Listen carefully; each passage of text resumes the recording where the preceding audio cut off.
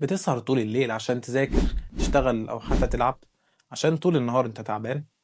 أنت عارف إن سهرك ده ممكن يأثر على حاجات أكبر كتير قدام، على التركيز، على قدرة اتخاذ القرارات، على المزاج العام، وعلى المدى الطويل ممكن يسبب زيادة في الوزن والسمنة، ممكن يسبب ارتفاع ضغط الدم، ويؤدي إلى لا قدر الله السكري، بل إنه بيأثر على المناعة ويخلي الشخص عرضة أكتر للأمراض.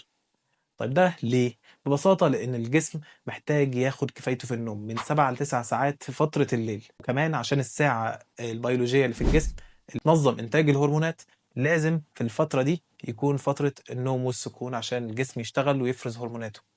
عشان كده حاول تحدد ميعاد ثابت للنوم من 7 ل9 ساعات في الليل. تقلل شرب قهوة أو شاي أو نسكافيه من بعد العصر عشان ما يأثرش على النوم بالليل. تحاول تخلي فيه كتاب مسموع أو تقرأ حاجة خفيفة عشان تساعدك على النوم. ولو محتاج أي نصائح في الصحة متنساش تعمل لايك والفولو عشان يوصلك كل جديد.